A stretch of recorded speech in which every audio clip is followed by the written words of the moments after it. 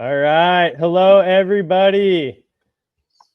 Hello, my fellow compatriots. I'm Commander Salamander, and I'm your facilitator and moderator. We are broadcasting from the Cosmic Television Network.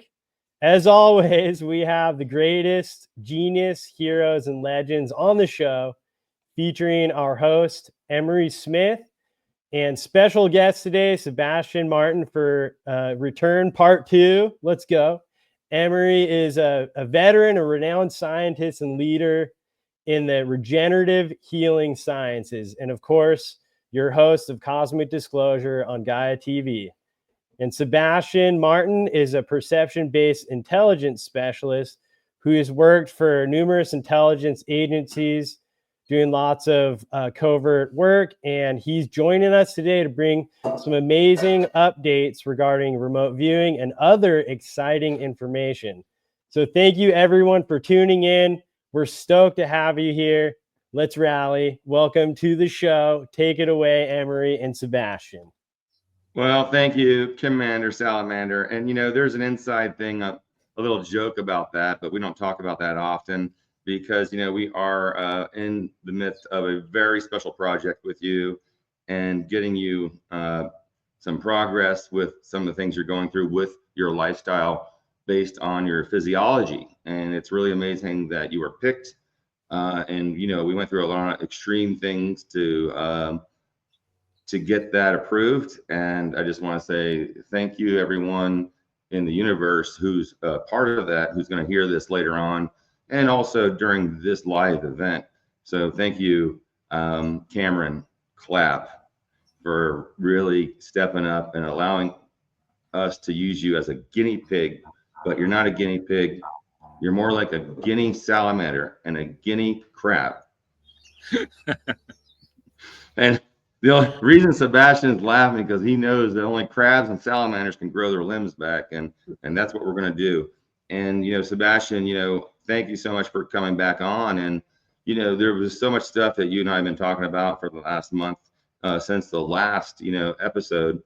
And it's not about just the live event; it's about how the perception of all the stuff that you're doing to increase society and humanity into understanding about the stuff that you and I are kind of born with, and stuff that you and I have done for years and years in the classified projects. And I just, it's fascinating. I always love to have you because it flows so beautiful that we don't even, I already know, and and we say it, and it just comes out. And we had great ratings on this, and people love us. And I think, I'm talking to myself right now. No, I'm here. Thank you very much, Emery, for having me again on the show.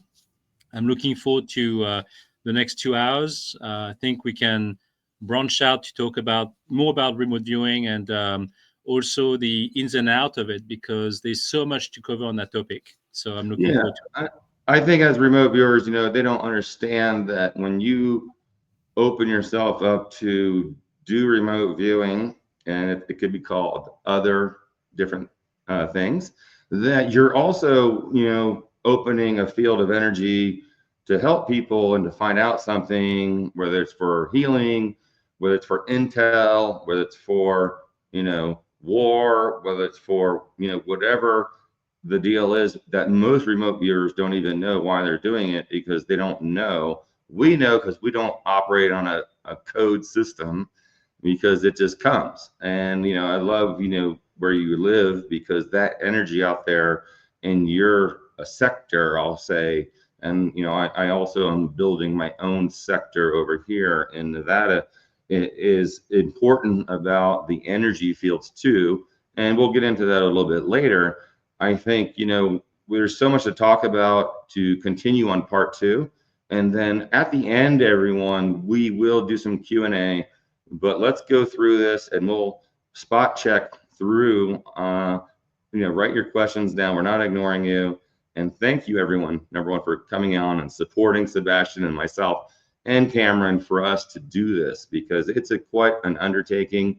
And everyone we have are pretty much volunteers, and we give everyone, a little bit of something here to get this into effect. So, Sébastien, I mean, we could start on 1, 2, 3, 4 things. I don't know if you want to start off with what we ended with on part 2, or you want to go right into the draconians. Wow, I just said it. Oh, I'm so scared. I know. But it is. It's like we touched on that topic to do with the Draco reptilians at some point, but there's one experience that I never really in depth talked about, because it was sort of at the beginning of my experiences when I started working with various agencies, and one of them was asking me to remote view a specific location that was in Europe, and that was it was not through the CIA, and that experience was very unusual to the point that I was actually working live with one agent in the field, and I knew she was part of a team of people, part of a team of soldiers. I didn't know that team was actually SSP, and the whole thing was I wasn't being told any of this, but I knew that I was working with them in a very weird context, knowing that I was asked to remote view live an actual situation, and I had a direct feed with that agent while she was undercover. It's not even undercover. So what happened was, which was very, very strange to me, is when I started remote view that agent where I was in direct contact with, I was almost looking at this event through the eyes of one of her team members. So I could see her, and she was cloaking. So she was dressed up as a Draco reptilian, going into this channel, like almost like a cave-like underground system that had cells, and the cells had human beings, including children as well, and they were all there, almost like saved up as food supplies, and those beings were like treated like cavemen, and like they were just completely naked, or some of them were just like in very very basic clothing, but they looked dirty. They didn't look like they haven't been washed for a long time, and they were like super scared, and they were like absolutely petrified but what was going to happen to them, because they knew that some of them already died in the process. So they saw them being dragged out of the cells, and then being used up for ceremonies or whatever it was. So when those agents walked in, I knew that they each had the capability of cloaking themselves and look like reptilians. And when the reptilians came into the room, so there was a fight happening between the reptilians and the soldiers. And the soldiers at first were behaving like normal, casual people, and they literally got killed one by one, and because there was something that triggered them to realize that they were not using the proper equipment or cloaking device, and so they got shut down. And then the survivor, so that the woman I was working with, was able to escape. I was still working with her, but it was very in extremis. Like she was able to leave the room, but I was working with her, and I could feel the whole thing live. And so that's what I want you to explain to the audience, Sebastian. When we do these remote views, you're there, and then the engagement can keep progressing into more than just watching, but actually being there, being, I'll just say, with the individual, with the soldier. And like you said, you knew right away they were not properly equipped. And going up against a psionic draconian is you might as well just throw the weapon down and just not do anything. Pretty much.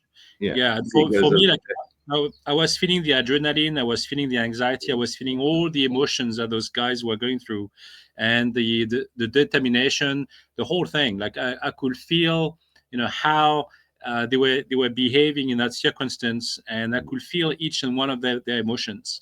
So I was not just linked to the person I was embodying at the time, just looking through this person's eyes, which eventually died. So the communication just got cut off. So like, so So the only thing I was able to communicate with that agent who survived, I was still able to communicate with her, but at that point, the whole remote viewing session stopped. So I was not able to see anything else, but I was still able to talk to her.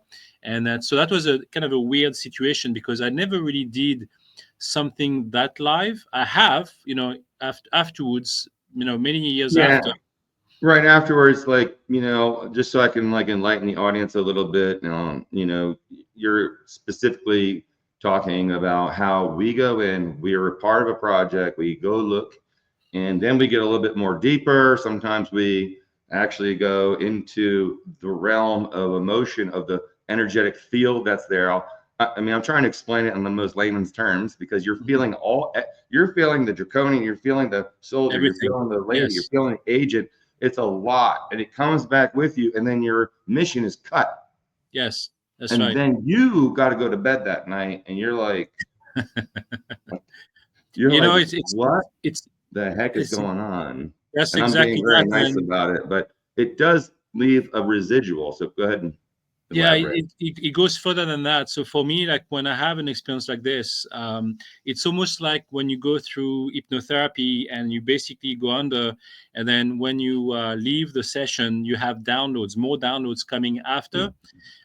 This is pretty much the same way. Like you have an experience, and then the mission stops, and then you have more downloads and flashbacks from what happened. So I don't know if it's PTSD or not, but you basically feel so shocked by what just happened, and it's so new that basically you have those visions of, like, for example, when I was in that mission and I was observing the whole scene through the eyes of one person, I was able to jump from the eyes of that person and then be having a close-up look at those Draco reptilians and then coming back again to the body. It was it's like you jump around, your consciousness jumps around all the time, and it's almost like it's directed towards an actual scene that is very important to the mission. So you pay attention to the details and you feel the feedback coming from the Draco reptilians, however they react. You basically pick up on that, and then you are able to convey it and share it with the team. And so that's kind of a piece of information that is very crucial to them.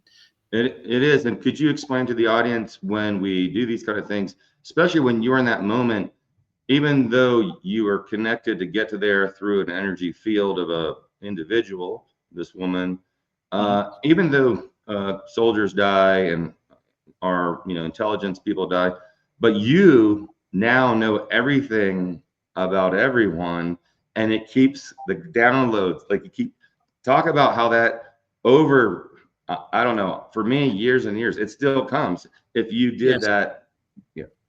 Yeah. So for example, if I'm asked to like, for example, a team is being selected for a certain mission. Right. The agents like select their teams. It could be mercenaries. It could be agents from other countries, especially when it involves the Five Eye organization, when they have to work and share information. When they select those team members, they do their background checks on all of them. They already know their background. They know who they are. They have a file on everybody. But they still ask me to double check on them as well. And so I can pick up using remote viewing on one individual and branch out to their network exactly the same way as that the Draco reptilians can do with people. And so how they can attack people, they can branch out to that network, and I can do exactly the same thing. It's exactly the same method.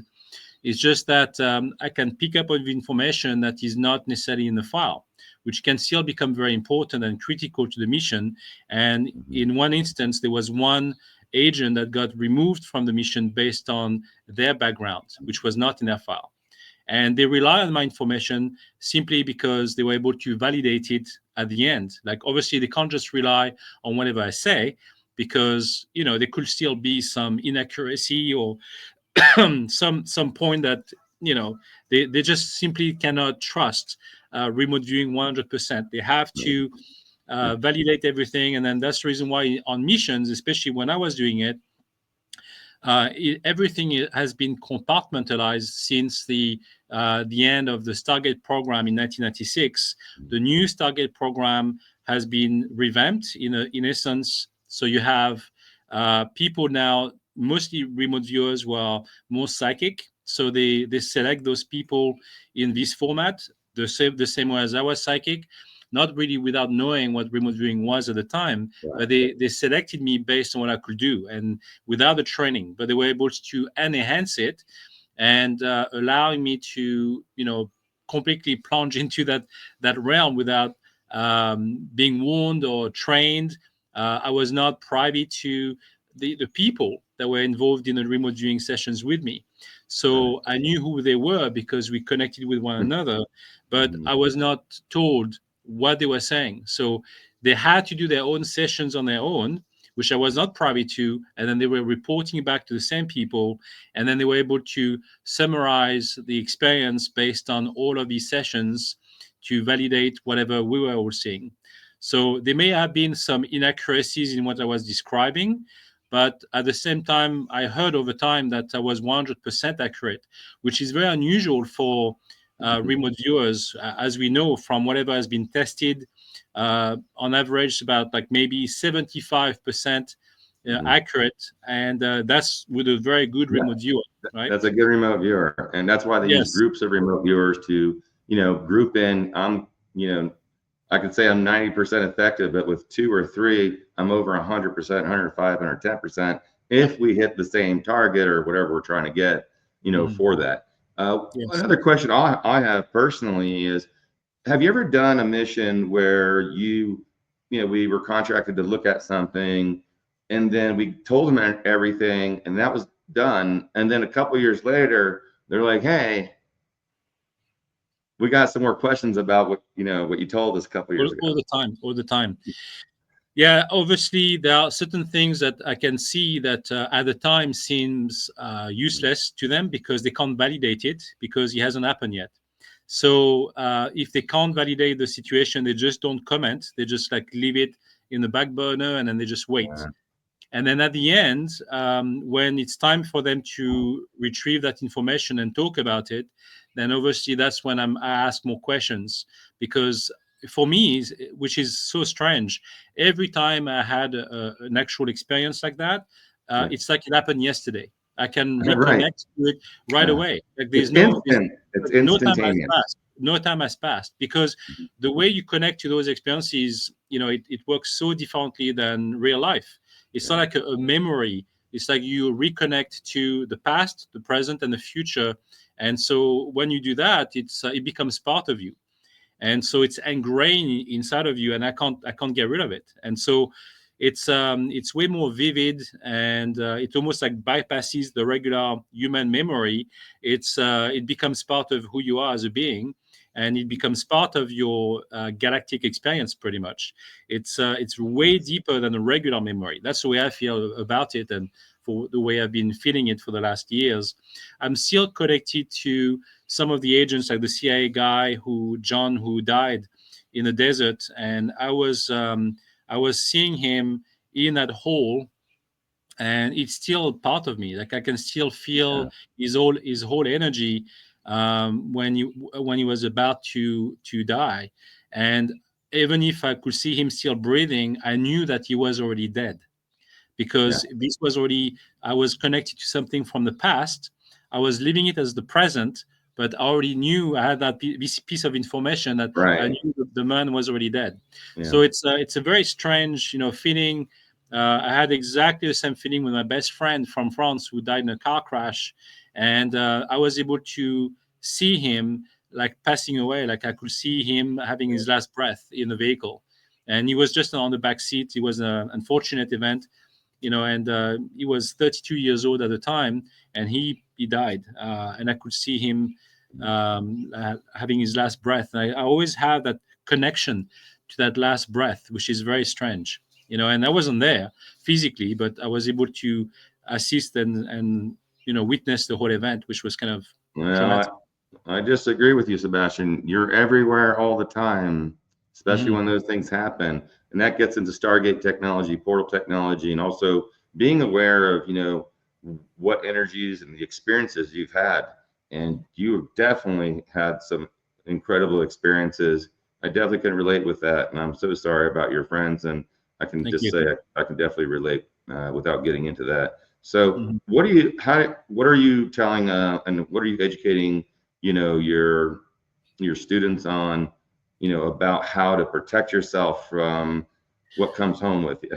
Yeah. So, And if we could so talk about that, I know it's an yeah, uncomfortable thing, but yeah. So you are referring to the new program that I will be starting with Terra Novelis, and that the center yeah, that I'm with starting. Terra Nova, we got to Yeah, talk Terra about Terra Novelis, Nova. which is on Vancouver Island, in Canada, and I'm starting that on the 14th of October. And Congratulations, by the way.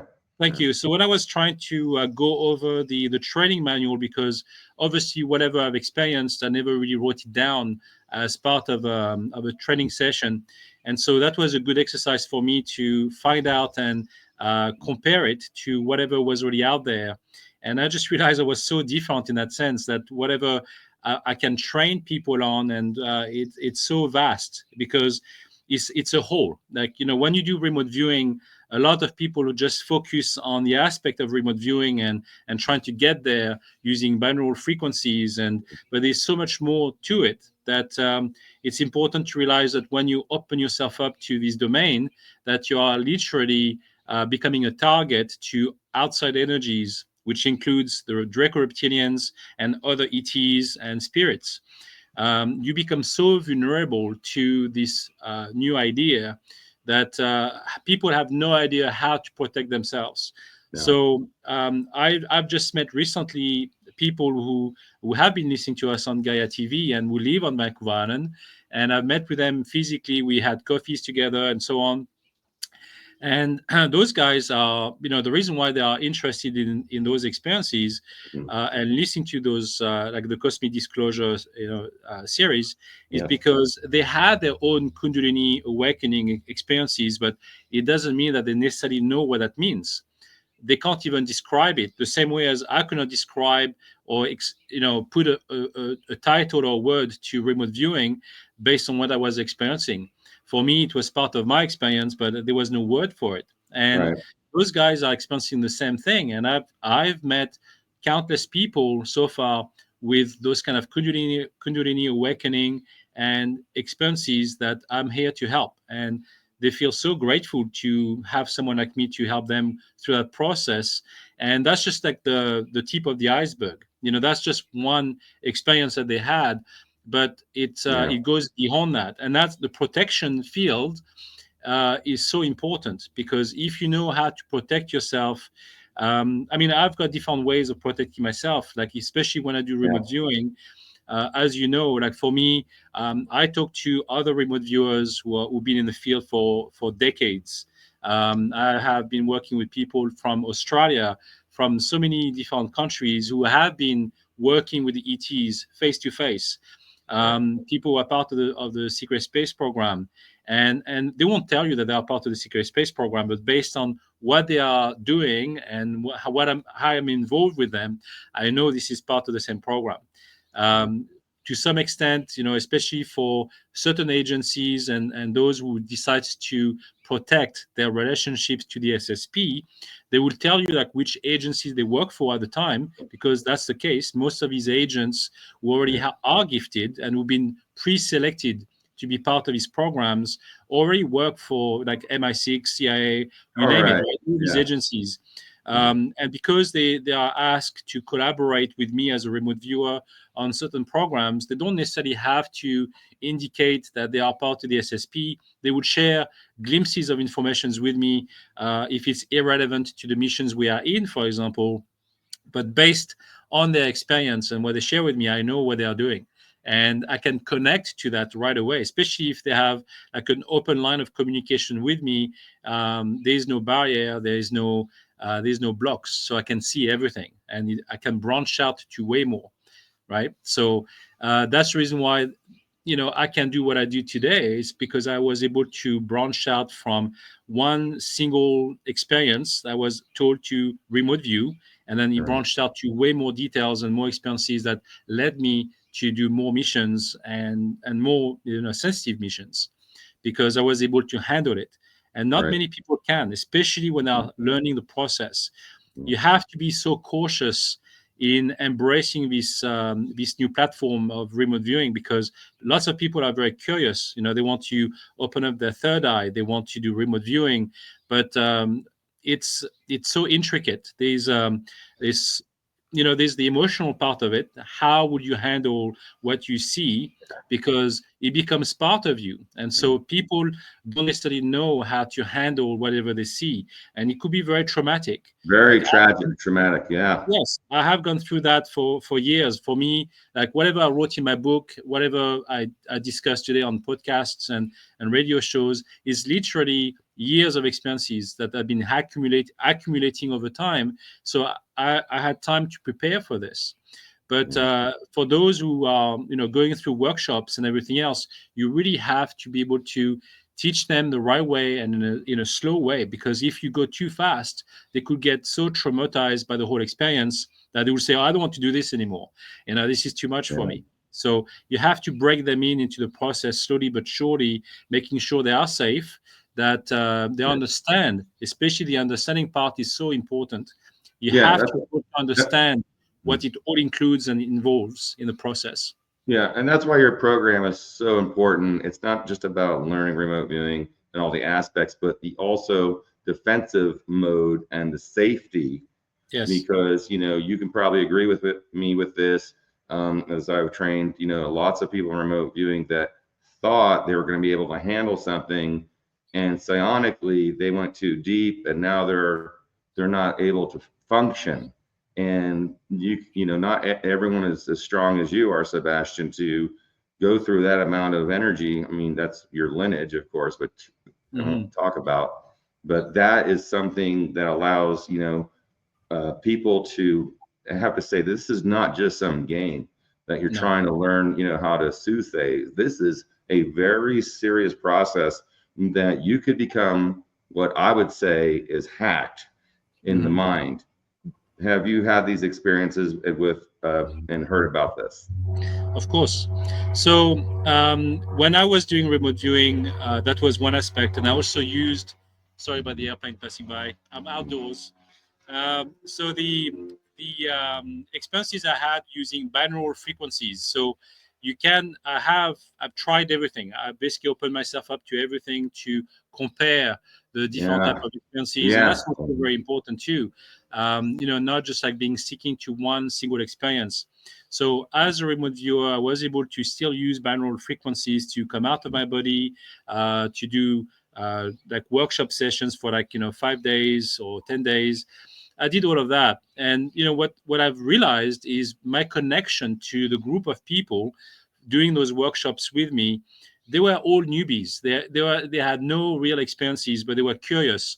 And I understand that. I understand that they were very curious, that they wanted to learn about the process, but those guys were not prepared. And in a group session, when we're all 17 people in one session, and we're all listening to the same binaural frequency tapes from the Monroe Institute. And at that point, there was one session that was so advanced that was just a trial, saying, "Oh, let's see where you go with that." And the binaural frequencies that was used, I think it was like session 47 or 67, whatever it was. It was pretty high up, not necessarily part of the group session that we're in. So they wanted to try it out. And the session started with us being like in a hot tub situation, where you imagine yourself being in a hot tub, and then you want to go through like a portal in space to experience like an out of body experience, basically situation. And so everybody gets lifted up from the hot tub into the air. And at that point, and because we're all doing it live at the same time, I could see a gray alien interrupting the session and abducting the soul of the beings that were in the session. And so they were sucking it up, and without their knowledge and their experience. So they were being lifted up, and they were opening themselves up to this experience. And that's where the protection field is so important. None of them were prepared for this, but I was. And because I was already protected, I saw it coming. And I stopped the sessions for everybody. So everyone involved, for like all of us, 17 of us, I stopped the session, and they were all telling me that after the session, that they were in midair and they were no longer moving. They were stopped. So they were no longer being abducted, but they got stuck in midair. And I created that for them. And so because that was so real to me, and I knew that this was happening at the same time, Yeah. and so urgent. When the Greys realized that they could no longer access the group of 17 people, they just left, and they stopped the abduction process. And so the people were able to follow through and then go through that tunnel and all of that. But at the end of the session, when I talked to them about it, they all said exactly the same thing. I said, yeah, I didn't quite understand, why we're stopped in midair. And so I explained why. And then I spoke to the instructor, and then the instructor was telling me, oh, yeah, I know that the Greys are around and stuff like that. Like, he already knew, the instructor knew that this was potentially going to happen, but he did nothing to protect those people involved. And that to me was, I won't mention the names there because, we're friends. Yeah, I understand. Yeah, but what I'm saying is, like, we know that those people were in potential danger, and there was no protection training given to them to basically stop that gray interaction. And I had gray aliens interactions in the past, but and it was pretty cordial in the sense that they tried to abduct me as well, as you know, when I was 16. Oh yeah. But this was not something they could follow through because I was already being protected by my star family. So that stopped them in their tracks. But I understand that this is how they do things, and they can abduct people physically and also through their field of energy, especially their soul energy, because as you know, working on different dimensions, sky is the limit. The physical body is just one thing, one agenda, but on the soul level, the, it's way the multi-dimension aspects of this are incredible when you're working multi-dimensionally. And I do see a lot of people out there, going out doing CE5s, doing contact work. There's a lot more to that, going out there and sitting under the stars, and that's what worries me sometimes, because you could also be taking over a group if you're not qualified to actually give that instruction. Of course, you're overqualified for that, and so am I. But what I'm getting at is there have been times where entire groups of people have been mind controlled and taken over and not even know it, but think they had a great experience. Yet you only remember this a couple of years later. Have you ever heard of things like this? Yeah. Of course, yes. I mean, obviously, people have been traumatized. They don't realize that, and again, through hypnosis, you can relieve those experiences. I have met people, who've been, as you know, in that field. A lot of people have recollections of being a super soldier. To tell what's true and what's not, it belongs to their own experiences. But I know of genuine people who basically are very serious people, and you believe that maybe they suffer from PTSD and they're trying to hide or bury whatever experience they had in a traumatic situation. But I know that whatever they experience has nothing to do with their physical background or training or military experience. They know it's something completely different, and they can't relate. The thing is, they cannot relate to it. They can almost like observe it as a third person, for saying, I'm seeing those things, but it comes back as like a very small piece of information, and I can't quite put my finger on it. And so when they say that to me, usually when I communicate with me, trying to get some information, I can connect to their full experience. And so that's basically the psychic remote viewing, ability that I have, is to connect to whatever true experience that they have. And it comes so fast. So I understand that whatever they buried, one is because they cannot really connect to the experience fully. So because they cannot remember what happened to them, and it comes in glitches of information, parts of information, I can connect to their full experience. And it's hard for me to guide them through that, especially when I have to be so careful in not putting false memories in their own brain for the way they interpret whatever I'm saying to them, right? Because however they perceive it, however they see it, could be very different from whatever I'm seeing or whatever I'm describing. how they Yeah, I process agree. I this, mean, and based on their experiences and their trauma, they could react very differently than me compared to yeah, their own physical, emotional attachments to that experience, because I'm a remote viewer and I'm doing it objectively without feeling what they are yeah, going through, right? right. So for me, it's like I can observe it, I can Mhm. still feel their energy, and I can still feel their pain or whatever they went through, but it's not the same as their own experience. It's slightly different because I'm still detached from it, and I can Right. remove myself from You that at the end. you But could be over here looking at the patient, at the person, and understand that, and we see this every day. Darla and I, we treat hundreds and hundreds of patients, and we see that it's all based off of emotional energy or traumatic energy, whether they have a cancer or a disease of some sort, or even a bad hip.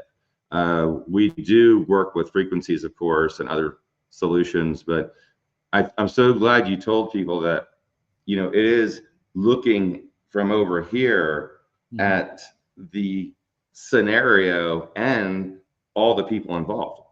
Yes, that's right. Yeah. So, for me, like what I'm really trying to achieve with those workshops is not just the explanation of remote viewing. It's also the whole lifestyle. So if you go through like a very strict regimen, it doesn't mean that they have to follow through with this for the rest of their lives. But having like a detox diet for the whole 7 days when they come over here, doing like qigong practices, Yeah. meditation, hypnotherapy sessions as well, which Yeah. will be provided. Right. All of that is part of a whole. So when you have the support group, when you go through whatever you do, if you have one session in that 7 days to go through your experiences and for you to be able to open yourself up to this experience, you'll be able to learn more about yourself. It's all Yeah. about Detoxing and cleansing before this event is imperative for yes, you to have a clear energetic field, number one, yes, because you have to do this and take it very seriously when you invest in this, because it's a giant investment into your energetic field, and you can't have any distractions or be on any type of things that could, any types of drugs or alcohol or anything, because right. you really have to be focused. The cleaner that you are when you do this, I think the detox before any of these things is critical for you to have the right experience and for you to actually, ascertain those experiences and go through it with the instructor and walk yourselves through this. It's an amazing process that you have developed. hmm Yeah, like for example, for me, like I'm no saint. Like I smoke cigars, like I drink scotch, but at the same time, like I'm way more focused when I don't drink, scotch or smoke cigars. And I have like a scotch a day, when I smoke a cigar. And when I do an actual session or remote viewing session, I don't tend to do any of that. I'm trying to stay away from that. So when I go for like workshops, when I do my own workshops, and there's no alcohol involved, and I don't want people to drink alcohol for 7 days. I won't be drinking alcohol for 7 days. I will be basically with them doing the same process and the same work. And that's the support, technique that I can provide. I could of course have a glass of scotch, later on at night, but I won't do it because I'm also part of the workshop with them. So I will be supportive of them doing that, even if I could, drink scotch and still do the training. That's not a problem. But the fact is, like for those who are not prepared for it, and especially if they want to embrace the whole experience, they have to be clean as possible, because a lot of emotional, situations will occur when they Yeah. have they have like so much coming out of it, and they have to process all of this. So if you drink or if you smoke, even, you are going to be feeling that buzz, and that could interfere with whatever you are feeling. So you don't want to have like headaches and having an uncomfortable experience, going through like an awakening of any kind. It doesn't have to just be a kundalini awakening, but it could be like opening up your senses to other types of experiences through the remote viewing training that I will be providing, because it's so in depth. you have the explanation of the remote viewing, but you also have the explanations of the multidimensional aspect, the different realities that are out there, things that we don't see with our own eyes, but that would be Right. basically presented to us during Yeah. those sessions. Because if you are um, feeling that your soul is leaving your body and you don't really know how to control it, and you don't know how to protect yourself from outside attacks or potentially becoming a beacon of light yourself, most people would not know how to react, and they will be completely vulnerable to that experience. So that I've was seen this so so crucial. often where people, Sebastian, are in the circle and we're having this out of body experience and they are screaming bloody murder because they Yes, just got lifted off and they're, have a being in front of them, and because they were, under the influence of whatever, were getting hacked and they were scared to death because that wouldn't happen normally, that's right. if you live this clean, amazing life. And I think this is a great time for you to explain, that the importance of all that, because of the clean, lifestyle for when you do this, is so important, because you're going to get so much more out of the process, especially when you introduce beings to the group. Now, would you like to talk about, that kind of aspect? Yes, I mean are you talking about the ET beings? Yeah, extraterrestrial beings. Yeah. Yeah, so every energy is very different. For example, like I Mhm. can relate to like the Draco energy. Like I've Mhm. encountered Draco reptilians myself, so I know how the energy functions, on what level and Yeah. under what dimension. Every race has a different frequency, as you know, and so each frequency, if they decide to interact with you, you are under a different uh, system Right. where your own energy is being subdued, because they want you to literally stop harming them, right? So Right. because our own dimensional reality is so ingrained into materialism and the Mhm. monkey brain and all Yeah. of the different thoughts that we have, that becomes part of their reality. And so whatever we think of, becomes reality under a different dimension. Yeah. And so for them, while it could hurt them, because whatever you think could potentially harm their own reality, because they have a much broader understanding of multidimensional that we don't. We only see whatever we see with our own eyes. But when you do remote viewing, and especially using your third eye, you are basically embracing way more than the third dimension. We talked about the 4D and the 5D and the 6D, and it can go up and up and up. So in the quantum realm, when you are approaching other realities, we are like newbies. Like we could have a PhD or a degree in this reality, but Yeah. in those dimensions we are basically babies. We are just in kindergarten, and we have to learn. You just have to start to know how to walk, before you can run. And so when people are embracing those workshops, it's great that they are interested to know this. But if they have zero experience with the ET beings, Yeah. and or even spirits, Yeah. that could be very scary. And I will compare this to like a mushroom or an ayahuasca experience, like another psychedelic experience that people have. I heard many stories from people in ceremonies who have seen themselves so small in the universe, and that scared them because they were feeling so insignificant that it was a direct relationship to their physical body and their emotions. And so they just didn't know how to handle this, and they started like vomiting and feeling like Yeah. shivering and feeling so scared and suffering from PTSD. All of these emotions basically are linked to how you feel at the moment.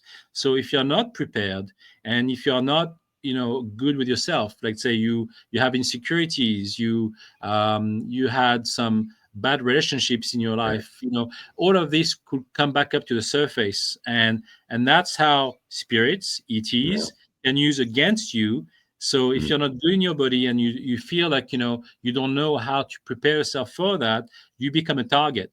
And so it's Yeah. very important to be at ease with that and know how to protect yourself, at least if you are not 100% sure that you can cope with all these ETs and experiences in the first place. Have you So ever had, Sebastian, an incident where, like, you were remote viewing something, and there was definitely extraterrestrial involvement, but they were making you see something because they wanted to make you see something that wasn't yes, really yeah. true? So that happens, for example, like especially with the Greys. Yeah. When the Greys abduct you, and then they make you believe that you are in a room with like regular doctors, and they do like an actual basic surgery on you, and those doctors look like human beings, right? And so Yeah. that's just exactly how they can manipulate reality or our reality to make you believe that this is what you see and that's not real. But when you do remote viewing, especially for me, like I've never been subjected to that. Whatever I was seeing was almost without any veils. So however they try to deceive me in that process, that could never work. Whatever I see is basically passing through all the protection that they have themselves. It completely breaks every single barrier. So that's the difference.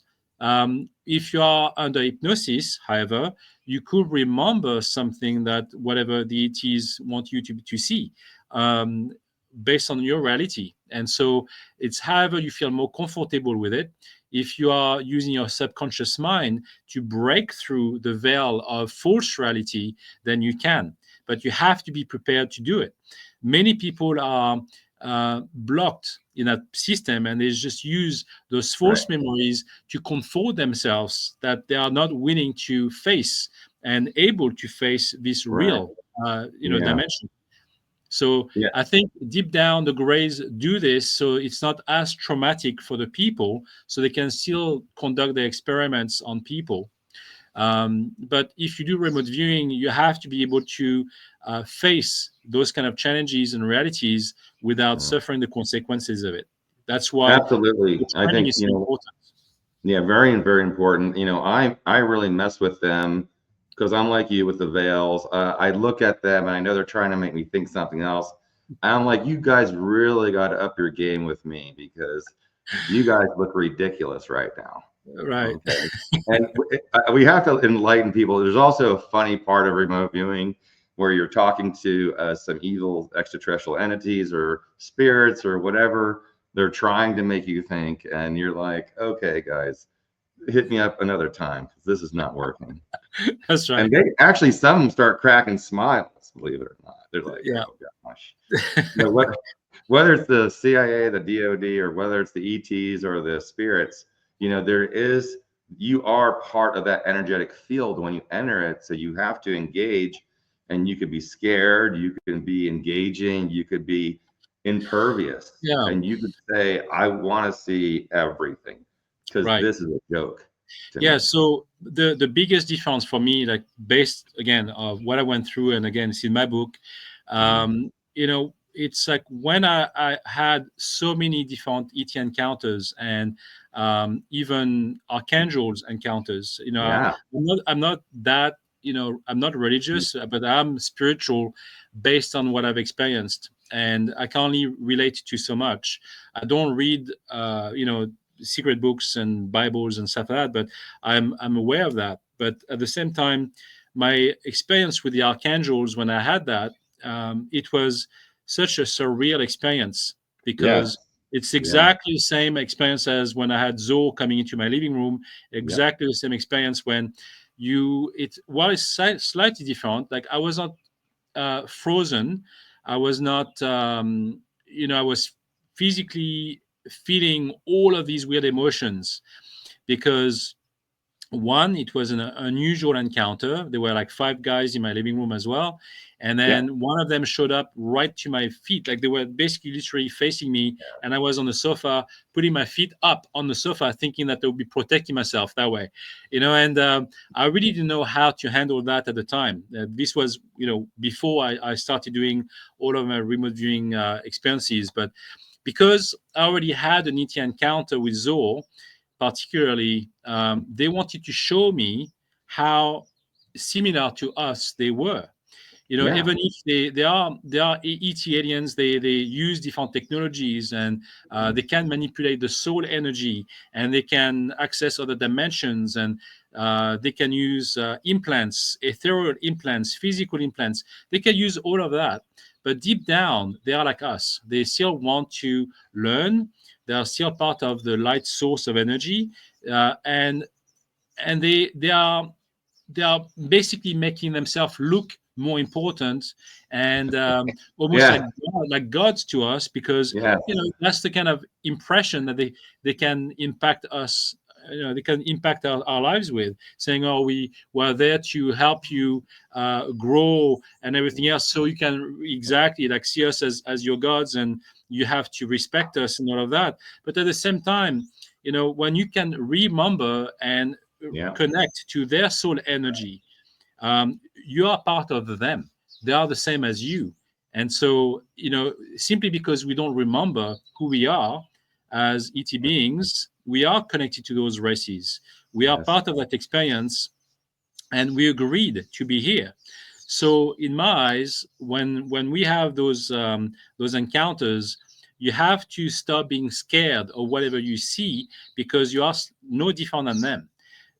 It's an interaction that they're trying to do, just so they can put their power and their willpower over you, and Yeah. that needs to stop. People have to look at them Yes. on the same level, and so they don't feel scared, they don't feel intimidated by those energies, that some of them could be still be good, and they probably don't want to cause you harm, but at the same time they still want to put their own ego into the situation, and that's how people need to react differently to those beings, I because agree. I mean, yeah, for the most part, I've met so many different beings. They all have their own personalities, but there are these ones that, try to make it look like they're better than you. But you have to remember, like Sébastien said, you're the same energy, the same flow of whatever, part of the universe you want to be in. We're all the same, even though you might have someone more intelligent than you, or more, I'll just say, conscious than you. And especially with interdimensional beings, it could be very intimidating, but you're going to be there. You've already been there, and you are there at that point. So the fact that you're even dealing with an interdimensional being means they're either at your level, or you got up to their level. And this is a lot of stuff we also talk about. I know Cameron's showing Cosmic Disclosure. You guys have to watch Gaia TV. Please sign up. He'll put the affiliate link down here. Thank you, Cameron, for showing that. We have a great, amazing amount of information. When I've interviewed Sébastien on multiple different episodes, I love these episodes. Everyone does. We get really deep into stuff never heard before. It's only on Cosmic Disclosure. Please sign up, and he'll put the link down there in the comments. And you can always go to emerysmith.co to do that as well. But these are some of the best series we've had in a long time. And I love everybody that comes on board. We all have a great team over there.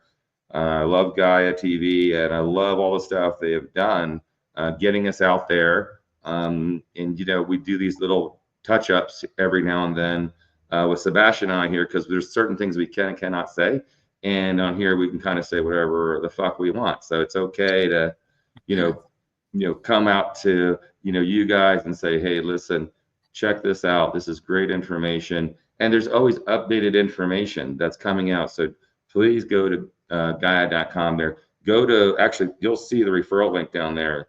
It's easier if you do it through my ambassador program. There it is.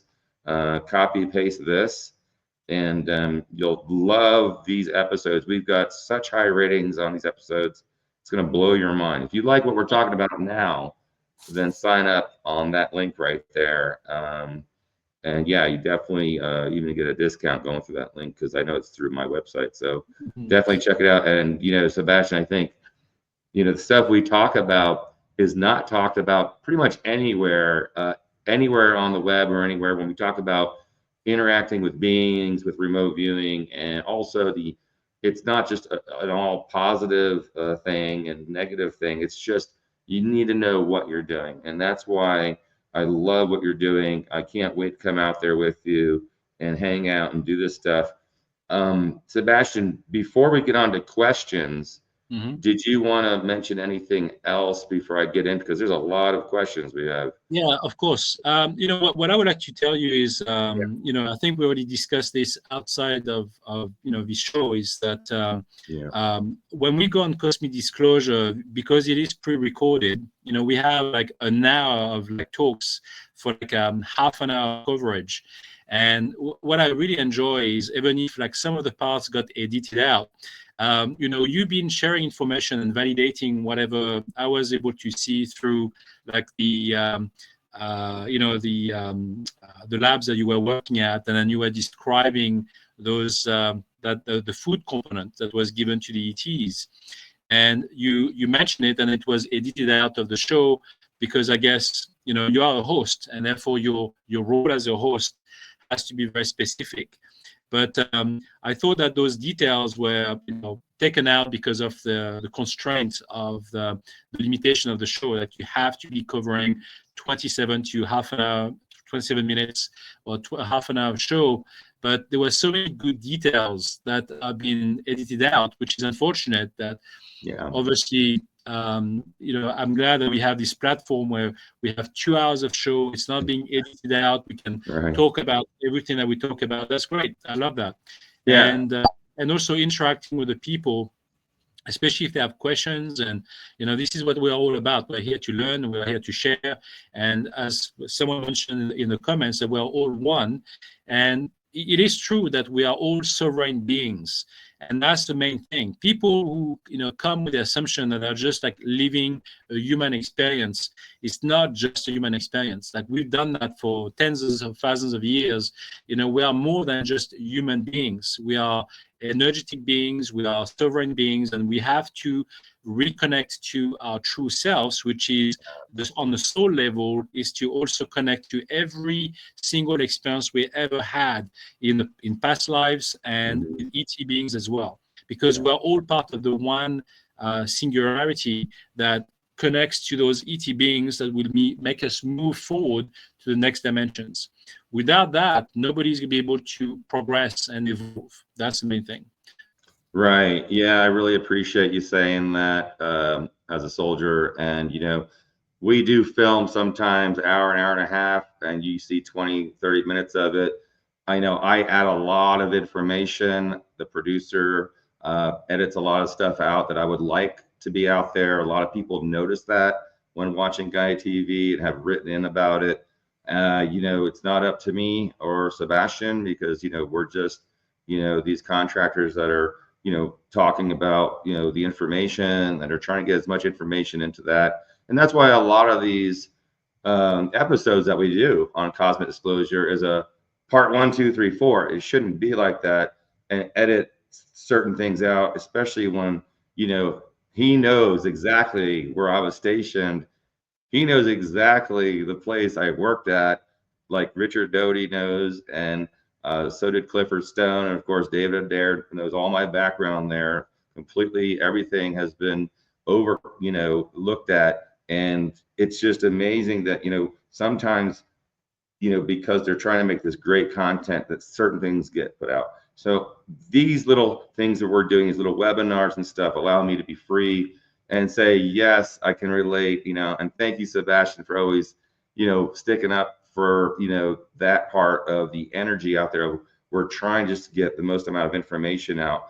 You know, a lot of people see me interview people on Cosmic Disclosure, and they see that also, why is Emery asking that question? He already knows the answer to it. Well, there are some like scripted tech to this, where we're, you know, getting that story out from the person I'm trying to interview, even though I already know the answer, even though I could talk all day about that show. It was so great when Sébastien was telling me about the inside of, you know, Sandia Labs, because I was like going crazy, just biting my tongue, wanting to say, you're right, you're right. And this is just, you know, more confirmation for me, like all my colleagues have confirmed about my background. And I'm one of the few people like Sébastien that, we do have great backgrounds that are solidified and proven. And, we have the data, the paperwork, and I have hundreds of, letter of recommendations from, colonels and senators and whatnot. But it's great when you have a remote viewer that's describing something that you are working on and being there, and the detail was impossible for him to make up because I was there, and so were many others, Yeah. so many other Emerys that I work with, that will come forward in the future. So thank you, Sébastien, for those were amazing interviews, and I hope you guys sign on to Gaia and definitely take a look at them. They're still super worthy of watching, amazing. And like I said, thanks again for being you. I love you, man, because you and I, we have no secrets, and it's hard to find people out there where there are no secrets when you have relationships. And when there's no secrets, energy flows so nice, and you can finish the other person's sentence if you want to, and I think it's great. So thank you for saying that, Sébastien. Well, thank you, Emery, for saying that. What I would like to say is what most people don't know and realize is when you go on those kind of shows, like I filmed 4 episodes with you, and those 4 episodes were like basically done. And then the producer says, we won't be able to release those shows unless you show us your credentials and then who you've been really working with, which was kind of, it was either that or the shows would never air. And kudos to Gaia for putting pressure on people to obviously have that kind of background, because I know that they've been burnt in the past. And so that's important to know that they are doing their homework. And I was, able to comply and then, work with those agents. Basically, were working with me to share their information reluctantly. They weren't really happy about it, but it was going to be kept private within Gaia, so that's fine. But I'm just saying that, all those guys who are coming on to post disclosure and so on, they had those experiences, they had those backgrounds. And so it's not something to take lightly. We're not just like fly-by-nights. We just basically just want to share information to get fame and money. It's got nothing to do with that. As you know, what we get from those shows is can't really support an actual living, but it's still beneficial to share the information because it's part of what we have to do. And we are not called whistleblowers for the sake of being called whistleblowers. We are being supported. I don't have to worry about me being killed overnight, but at the same time it is dangerous because I could slip up, I could say something that might not seem that good at the time, and especially if I travel, and I have to be very mindful of that, and especially the way I'm being perceived. So if I say, yes, sure, I was involved in those missions, but I no longer do them. I don't have a secret clearance today, the same way as you don't have one today, but you have you no longer have an NDA. And if you feel like you are in the clear and you can still share some information, there are certain things that you can't go there because it's too dangerous and your life could be in danger. So we are really walking a very fine line in trying to share information, but at the same time protecting our loved ones and ourselves, because it's a very dangerous situation to be in. You can be given the clear, you can go ahead and just share your information, but at the same time, there are certain things that you can't say. I'm planning on going back to Gaia, and I've got 4 more episodes written up. I don't know if you're aware of that yet, but I have done this work knowing that the questions that came through, I say, I'm sorry, but I can't discuss this because it's so sensitive, and I know it's part of it. Especially with the drones in New Jersey, for example, it's something that's still ongoing, and people don't quite understand what's behind that situation and why this is ongoing. So, and because it's still alive and it's still sensitive, there are certain things that I can't discuss because it is still too sensitive.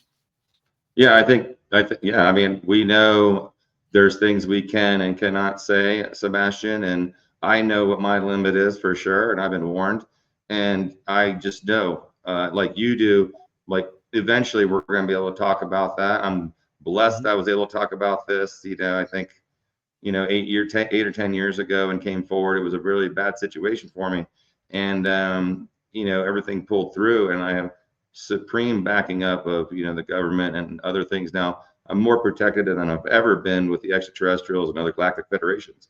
That's also, you know, why I'm sitting here and, you know, talking to you about things, because it's always nice to hear another individual with like experiences that, you know, that we're going to do. And it was really interesting, actually, after those 4 episodes. It was so compelling to the producer that he was like, we need to keep talking about this.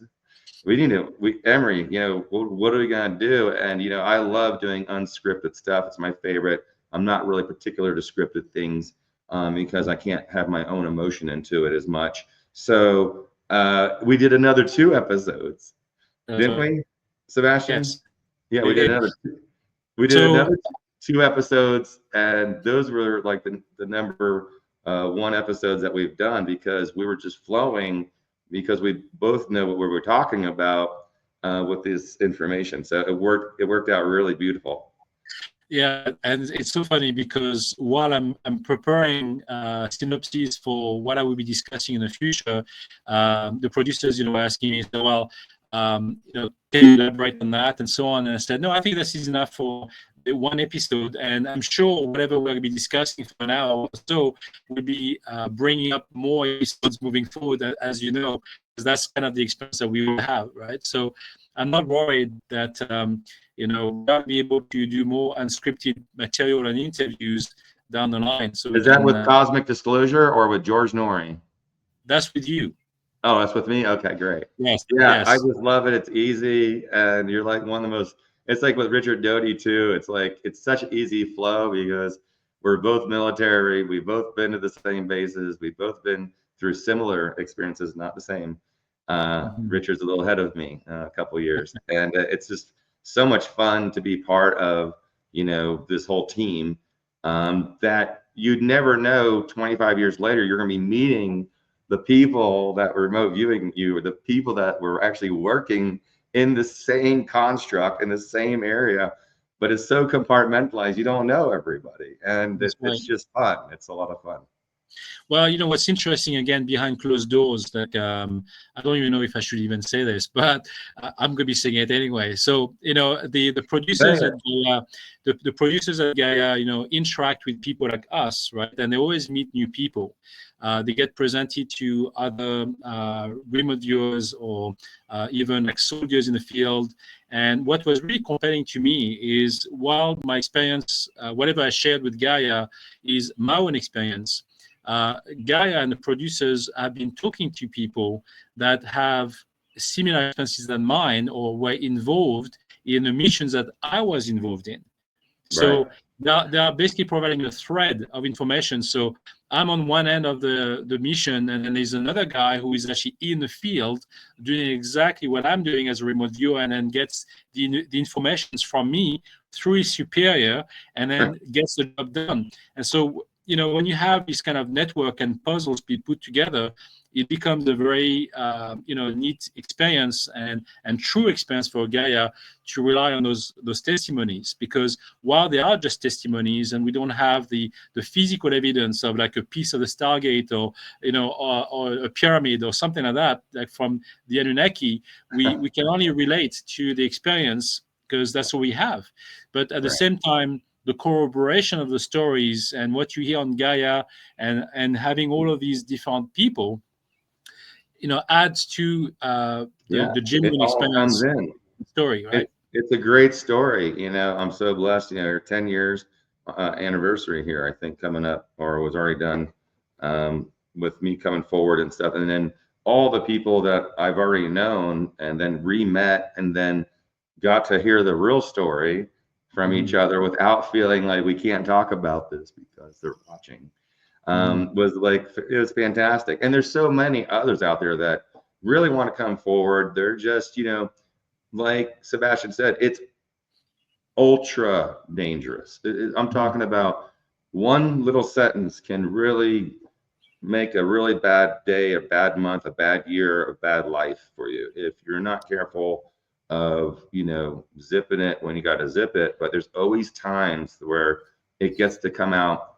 And I've seen this happen over the last 10 years, that, you know, things that we were holding on to, we were able to talk about a little bit later, you know. And I think that's the beauty of this, is this slow contractual, I'll just say, disclosure, you know, how they're trying to have it unfold. We're here to speed that up a little bit, but not step on the toes, not get too deep, and also, most importantly, educate people about where it's going.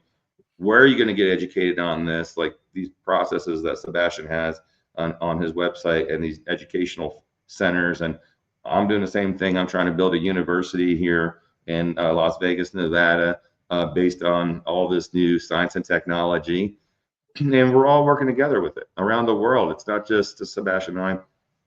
We have a plethora, a vast array of Emerys and Sébastians, and all of these other, you know, extraterrestrial hybrids that we're all working together to try to get this information out in the safest, most applicable way for all of you. So I'm very happy that you guys are all here listening to this.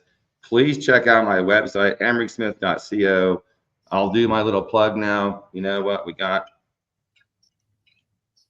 Aquafarian Nano Blue, and of course the Nano Emerald Green, which Sébastien's going to be getting this week to try out and test on it himself. And you know, these solutions do amazing things for your body. You can look it up on emerysmith.co.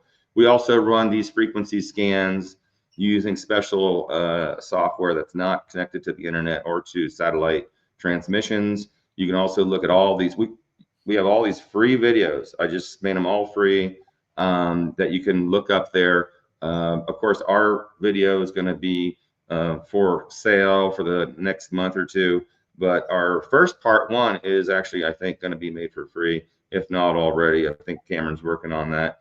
And you got to stay in touch with us. So register on there, register on Sébastien's site as well. Keep updated, because we have new stuff coming out on emerysmith.co.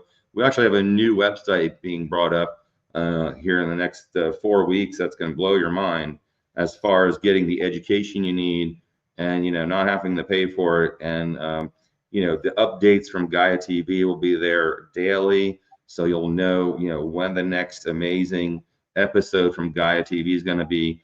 So we're just trying to streamline. You know, most of my people here are volunteers, and the ones that do get paid are underpaid. So it's like we really appreciate your support. You know, we try to make this as cost effective as possible.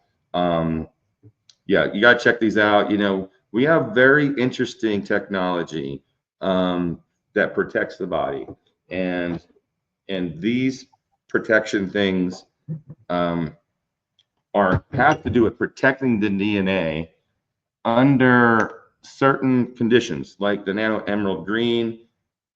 I mean, can you see that? Yeah, look at that.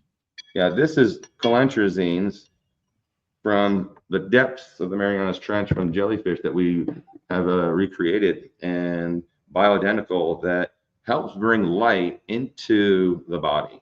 It brings it into the DNA, it brings it into the RNA and corrects it. And the greatest thing about it is it actually protects you from the 5G, 6G, 7G, Wi-Fi routers and things like that. And you can read up on it. I'm not going to turn this into an infomercial because we're so famous for it, but it is some of the most amazing technologies that I've been able to release, that I've been waiting to release since I've been out of the military for 25 years. And they've been using this forever for protecting themselves. So now I'm bringing it out to you because I'm allowed to, and without any backlash, and I have the support actually to do it. And I think it's beautiful. Some of the new things going on in the world and in the United States with the political figures, they want all this out for free. And I think this would be great if we can have teach people how to make this, and have people have this worldwide for numerous amounts of reasons. Of course, for your health and your longevity. We're all about longevity. And yeah, you might glow if you drink some of this stuff, but it's a good glow. Only if you're going into a club at night that has a black light, you might glow a little bit, but it's okay. The ETs love it, so you'll love it too. But other than that, thank you, Cameron, for putting that up there. And I know we're getting here. We got another maybe 30 minutes or so left. Maybe we should get to these questions. Sure. Yes, I was thinking about We have that. a lot of questions here, man. We got to. All right, let me go to the top here.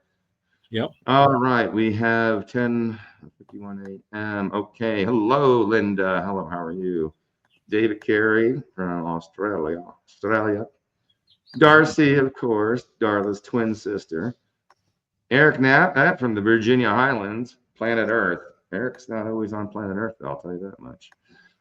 Victoria, welcome. Hello, Charlene. Great to see you from Shasta. And Sarah Rooks, of course. Polly, namaste. Hi, Charles. Zara's here. Sarah Rooks said she watched our show. Okay. There was one question from Darcy about the reptilians. She wanted to know if they know when we are there. So in my experience, they were not aware of me when I was, seeing those soldiers going through that cave, and they had this war between the reptilians and the soldiers. I don't think I was as important. I think that they were so focused on the physical presence of those people that they were targeting their energy onto that. They obviously went through the cloaking. So my role in that aspect, I never felt observed from their end. Maybe they were, because again, what I explained when I was trying to jump from that soldier's consciousness into being so close to the reptilian, I was observing the reptilians very up close. So was that triggered by him or by that reptilian trying to absorb and suck up my energy from as a remote viewer? I did not feel it. I did not really feel threatened at that point. It's possible, but what I'm saying is that was not the case for my experience. But when I observed the Stargate, then yes, they did observe me. They saw me, and that's why I got attacked afterwards, twice.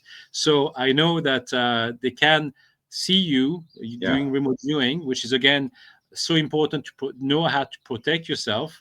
At that time when I was doing it, I didn't really know to the full extent on how I could really protect myself, and also how to rely on your star family to protect yourself further, because there's so much things that could be protecting you. It's not just the physical ceremonies or whatever you can see in your head.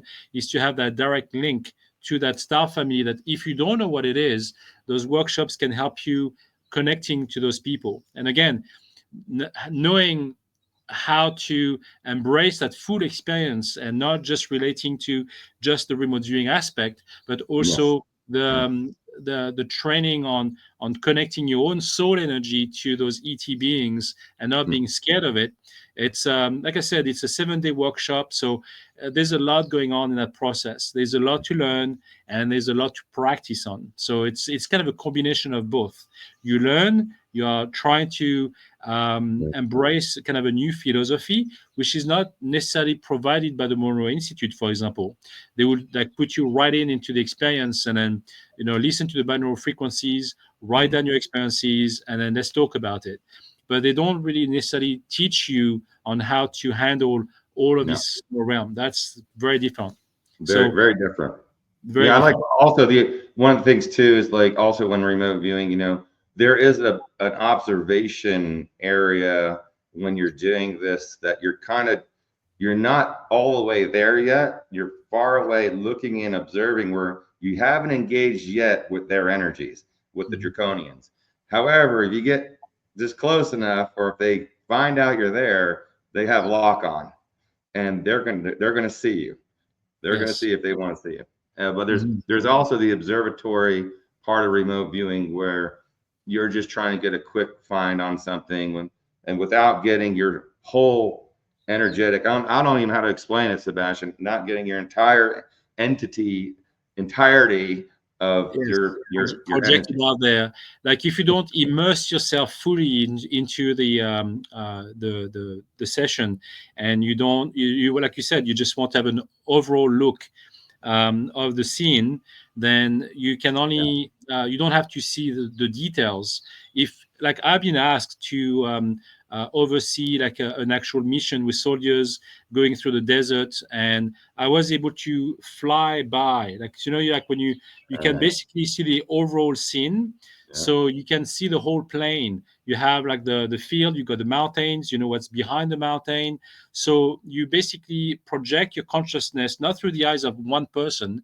That's completely different. You oversee the whole scene, almost like a bird, but it goes further than that, and you get this information so rapidly. Like for example, there was one mission where soldiers were going through a desert, and I believe it was in Iraq, and they were heading towards Afghanistan, and there were basically some soldiers from the enemy standpoint using different types of rockets and stuff that, and even launch missiles that they had on the other side, and they were waiting for those American soldiers to go through so they could just be the target. And so I warned them ahead of time that this was going to happen. It was kind of an ambush, so they completely changed their missions around what I was able to see. And so that was kind of the overseeing aspect, like you fly by the scene compared to seeing details of a situation. So you can zoom in onto one specific criteria if you have to.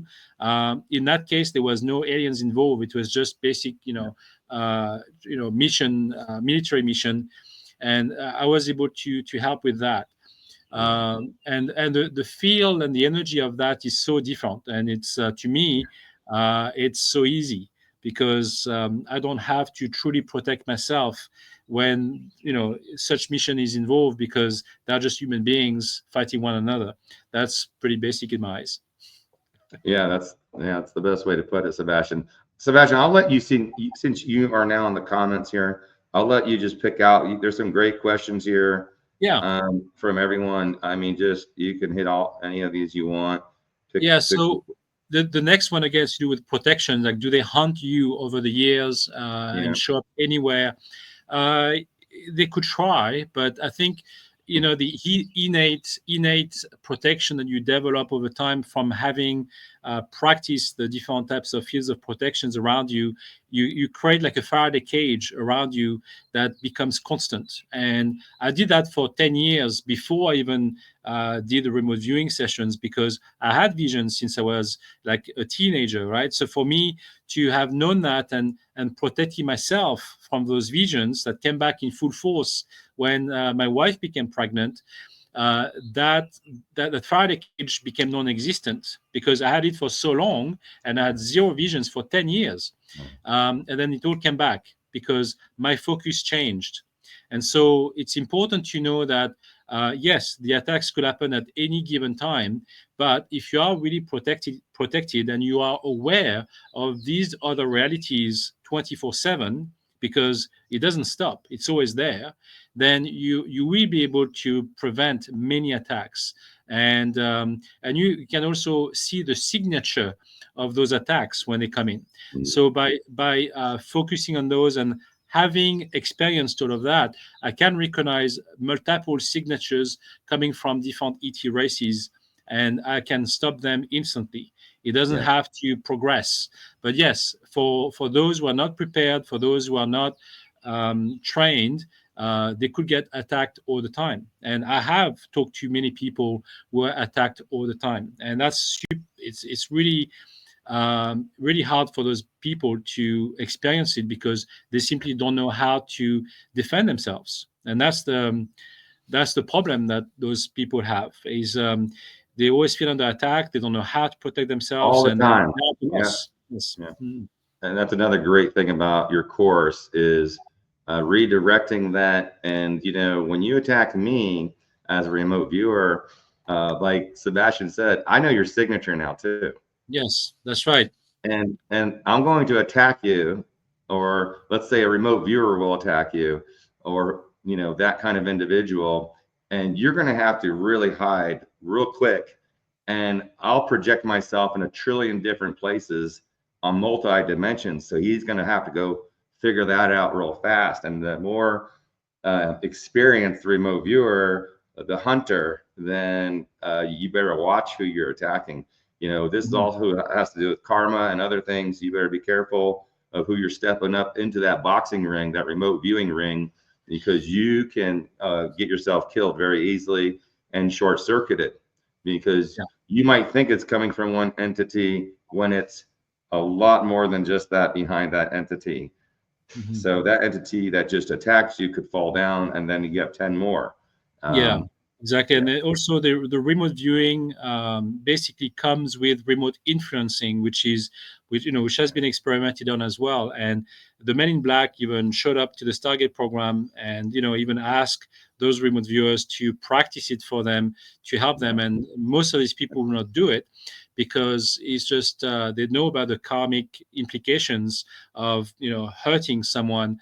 They did it for fun. Like they try to interact with some groups and see how those groups will react, and it does work. Like I don't venture in remote influencing because I don't want to suffer the consequences of my actions.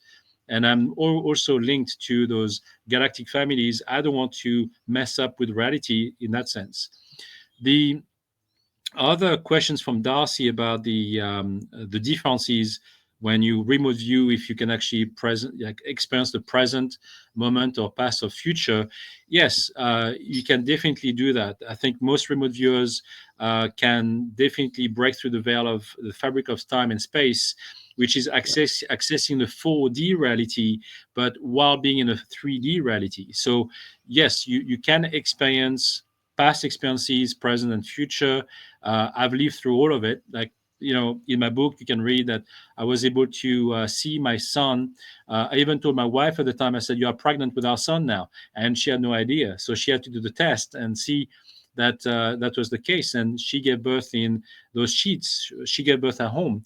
And she gave birth in those sheets that I was seeing, remote viewing that experience. It was so surreal. And I knew it was a boy. I knew I had the same experience with my daughter as well. So for me, yes, you can experience some of the future events. You have to realize that some of those future events can be modified. It can change. The timeline is not necessarily fixed in time and space, and the layers. There are different layers. I have experienced through remote viewing multiple timeline realities that I knew that were not real, but they could be potentially real in a different dimension. So you basically, when you make a change in a future reality, you modify everybody's current timelines. And so whatever we experience, whoever we interact with today, like even right now, we have one experience, but it could branch out to another timeline because we already changed this timeline without even realizing it. And so those multiple experiences that we're constantly living, going through, basically has a different meaning and reality on a different timeline. And so at some point in time, using remote viewing, I was able to access those different timelines as well, not just the present, past, and future. It's also multiple timelines as well. But at some point in time, I was not able to differentiate this timeline from others. So for me, everything was coming at once. And again, each timeline has a different frequency or energy or signature that you will be able to learn from moving forward. So through the training of remote viewing, you can try to understand how each timeline almost like taste differently or feel differently. Everybody is different. Everybody has their own interpretation of other timelines, but this can be learned. Everything can be learned. Yeah, that's a great point. I love this part because, there's many timelines where I was already dead or deathly ill or something bad was going to happen. And you have some ability to think about, how to get out of that timeline or how to avoid, like one of the things when I used to race motorcycles when I was really young in the Air Force, there was going to be a time that there was going to be this severe accident, and it had nothing to do with racing. And it was funny because I really knew the exact time, date, and all this, and kind of I knew I was going to die, but I knew it was probably going to injure me pretty badly. And it sure did happen. And I wasn't even thinking about what I already knew was going to happen actually happened. And that made me really respect remote viewing, saying, you're warned sometimes too. You're like, when you're out remote viewing for others, you find out stuff about yourself. Yes. And you know, that's a deep thing that I ever talk about. But in that whole process, you have the ability now to change yourself, to, you know, get out of that situation in the future. And it might be a day from now, might be 10 years from now. So I think that's really helped me be successful and protect myself and my family, you know, throughout the years. How about you? Yeah, same thing. So for me, like when when you do remote viewing, it humbles you because, Oh, yeah. it's not like, you are doing it and you feel more empowered. Yeah. It's basically an experience that you have. Yes, you can see more than what most people without being trained, can experience. But at the same time, because you are confronted with different realities Right. that could affect your own personal life. Like when I remote viewed the Stargates, I was attacked and eventually I died, and I was saved by my Star family. But the emotional, trauma that I went through, knowing that I was being attacked, and then afterwards, the week after that first attack with the Draco reptilian, I literally knew that I was dying. And I had regrets, and I felt like I could not say goodbye to my children. And so all of these emotions, and you felt that, this is it, this is the end. And that's why I'm saying it humbles you, because you know that while you are being protected, and my Yeah. Star family was there to save me, those ET races can also harm your physical body or psyche, and can say, this is what we can do to you. So be mindful of us too, because we are doing our own thing. Let us do what we do, or else, or it's a war. And you don't want to be in that situation where you want to openly declare war to a race that is already one superior than you as a human being, and you are still learning. I'm still learning myself. So Yeah. that's the reason why I'm saying it's an humbling experience, Yeah. because I don't know everything, but I know enough to teach other people to get to the same level as me, or even beyond. So I'm always very keen to share my experiences and so on. But it's also about helping one another, because we can learn from one another.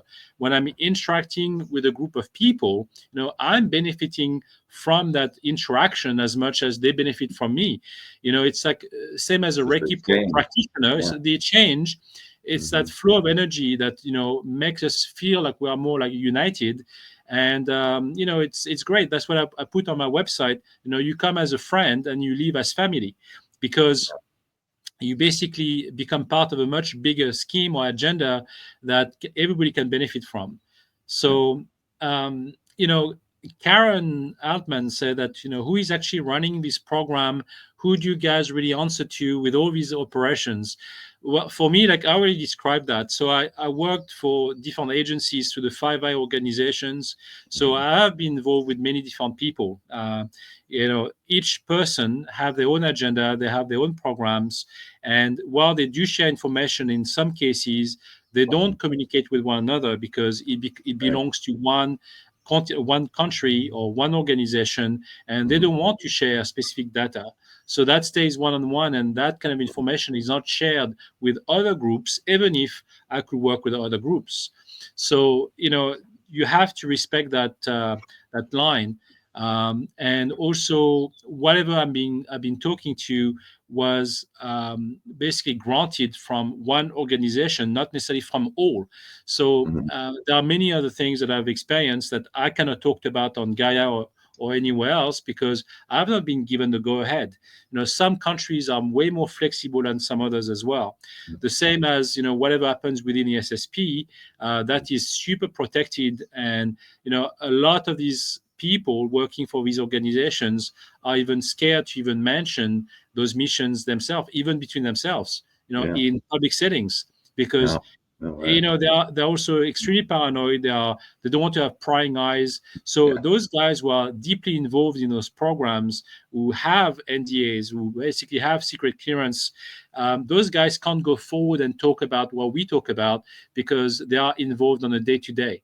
Like, we are not doing that. We are basically sharing whatever has been granted as information to be shared with the public, because this is time of disclosure, and they each know that we are all part of the much bigger scheme, because down the line, as human beings, we are there to evolve, and they are doing all of this themselves, not just from power or for power, but they're also doing it to make humankind evolve, because they know way more than we do for what's going to happen in the future and what's going to happen to humanity in the future with the interactions of those races. You know, when we talk about the Anunnaki, well, if the Anunnaki, you know, got involved in developing a portion of humanity, that's one thing. But there are other races involved in the Genome Project, and so, you know, we can talk about that on Gaia down the line. I'm sure it's already been talked about. But, you know, there are different forces at play, and the light forces that Karen talked about, those ETs that work with those organizations, they help one another. You know, the Galactic Federations or the Galactic Alliance, to me, they work with those organizations because, like the way I was shown with those Pleiadians in a spaceships, manipulating the light energy or the soul energy of those beings, they were already working with the source. So the source was aware of them. Those beings can help certain organizations for their own agenda, for a specific goal, which is, you know, evolving humankind. So we are part of the same project. It's yeah, that's what when say what is the SSP? Well, Linda says secret space program. Yes, it is. But we know that the real term of the SSP is not the real thing. We, you know, that term is what we have in the media and what we talk about here on this platform. But the true name of the SSP is not the SSP. That's what most people don't know, and that's okay. That's what's been basically mentioned The on this coin term for the humans. because the reality is, you know, if people truly know what the SSP is, it will trigger some journalistic events that will launch some spying softwares to be placed on the Pentagon and other laptops from people who work in those organizations, and then they want to learn more. And so they don't want to have whistleblowers to come through because, oh, you know, now the real name has been brought forward, so now we have to talk about it. You know, that's the last thing that they want. And they did the same mistake with the Stargate program, which has been publicized, and then they shut down the program officially in 1996 because he became viral and he became a polemic and a political disturbance, because the Senate said, well, why do we have to spend millions of dollars on a kind of program knowing that it's only accurate at 70% of the time? And so the reality is, like, all of these programs, and we know, like I know, that during the Stargate program, there were missions that were so important that those never came through. They never became public. They are still sensitive, and it never got released. So the accuracy even that they talk about in the media and, you know, through the disclosure is only, again, the tip of the iceberg, because what came through that the Stargate program is a new program that is now highly compartmentalized, that the public doesn't know about. Obviously now it knows about it, but it's not public. In a sense, you can call that disinformation. You know, there are so many ways that people can say, oh, this is not real, because they cannot validate it, they cannot prove it. You know, I'm part of it, but it doesn't mean that, you know, this is reality. Like, you can question me all you want. You know, you can say, oh, this is not real. You know, the program has been shut down in 1996 and it never came back. But we know it's not true. We know that, you know, even Richard Doty knows it's not true either. Like, he knows those programs do exist and still exist. You know, they just simply changed it, and they made it more secret than before. So now, you know, it's not being paid by the taxpayers. So it's basically in out of people's hands. Like, the Doge in the US cannot say, oh, you know, all this money gets wasted on the new Stargate program because they cannot see anything. They cannot prove it. It's not there. It's not on paper. It's not with the White House. So they don't have to worry about it. Yeah, exactly. It's like, working in these projects, you cannot, one of the great sayings is you can't just disapprove something you can't approve of, or you can't approve of, to disapprove. It's very sneaky way of, being questioned of, what project we're associated with or what you're doing at this point. And that's how they do it. And it's a great way to disinform. As we've heard Richard Doty and ourselves talk about. I think that would be a good show. The three of us. We should do the next one. The three of us. Sure. I mean, Richard is the first one to know what went on with the Mirage Man. The disinformation is still active today. He knows it's still very, very very active right now.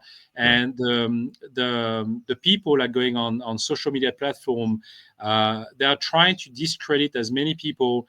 How many times have you seen, even for yourself, people that are not even friends with you, but they will go on your platform and they will just start disparaging you just because they've been asked to put this grain of doubt into the mix. So people start questioning it, and that's fine. We know those girls just going around and create disturbance, but that's to me, I can see that coming, and I don't really pay attention to that. I think it's I don't engage with that insanity. I mean, it happens all the time. I know. Sometimes we have credentials, so what are they going to do? It happens on Gaia TV as well, even through the message board. Lots of people are trying to insert their comments there, but I understand that some people may have questions, but when you have someone like I'm just telling you this right now, when you have someone who pays an actual subscription to go on Gaia TV and then place a comment that goes completely against the program and against the people who are basically talking about it, it just makes you wonder, what is their motivation? Right?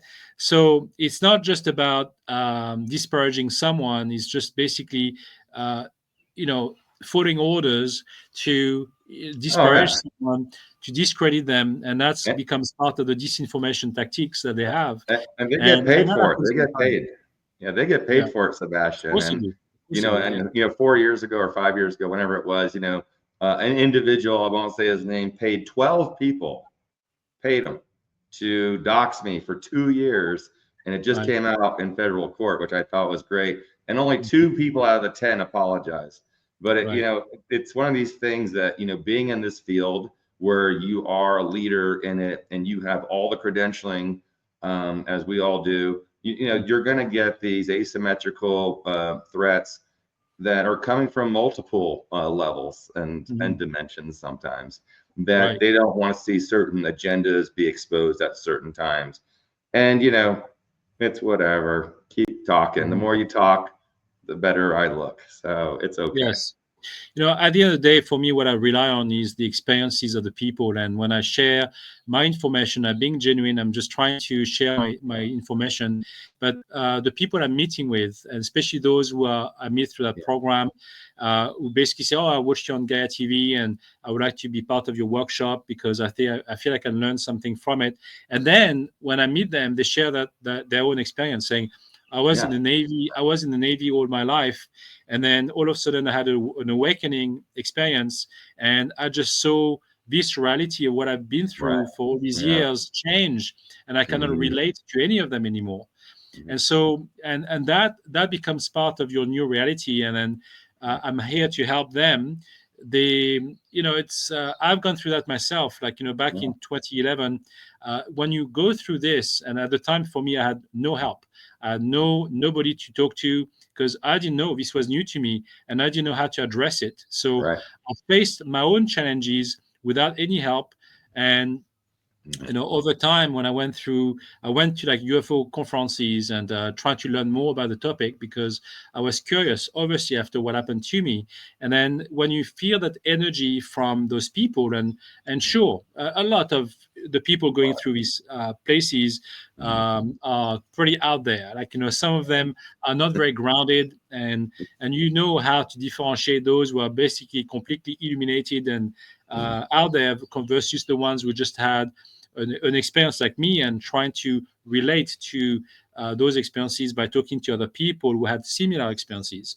And that's so key and so important. And I think that's how we can really help one another. Yeah. And I do have another workshop through Terra Novedis, which will be about abductions, because I've gone through the whole 9 years. I know I've gone through that, and there are many things that you can do through hypnotherapy and then group sessions. That was also very important when I went to those UFO conferences. Sometimes there were people like talking about their own shared experiences. Lots of people had trauma related to that. Lots of people cried and so on. But again, nobody was given any tools on how to address it. All they were given was, we can regress you and we can send you back to what you've gone through, but they never were given tools to know how to protect themselves or get better from it. In fact, most of these people get scared and believe that those aliens are evil and demonic and all of these things, when I know it's not entirely true. Right. Yes, there are some demonic beings, perhaps, but I never had that experience myself. I know that if you can relate to their energy, that you know that they're not. You can't be scared of the unknown, because you know a bit more than the average people who just been victims or victimized by their own experience. Right. So that's what I'm offering this workshop as well. Another one to do with that, because there's so much to cover and to teach on that level, because again, those people who had those experiences, sometimes it could have just been happened very recently, or it could have happened 10-15 years ago. We know, for example, Travis Walton, a famous case of alien abduction. Right. We had breakfast together, and we shared those experiences. Oh, yeah. He told me, he said, when I got abducted, I got scared. I was frightened by my own experience. But then after a while, I discovered that I was saved. I was being saved Yeah, because, that's what he told. He told me the same thing. He says, Emery, all that yeah, stuff they made about that movie, yes, I lost everything from it. He was a complete lie. He goes, they were actually, I was stupid enough to, got short circuited by the craft. yes, And, he says they actually were working on me to restart me, regenerate me. yes, And it's sad that people watch Fire in the Sky, because, you and I know Travis Walton, like everything, like back of his yeah, hand, and he's such a great guy. And it's mhm, just weird that, that's where Hollywood comes in and distorts everything.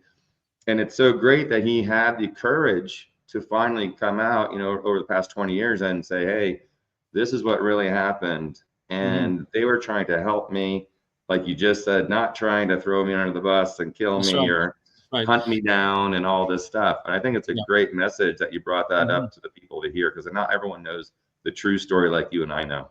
Right, and then also the other aspect of it, like when you have an experience, especially like an ET abduction, people perceive it as being negative sometimes for those who basically see them as demonic and so on.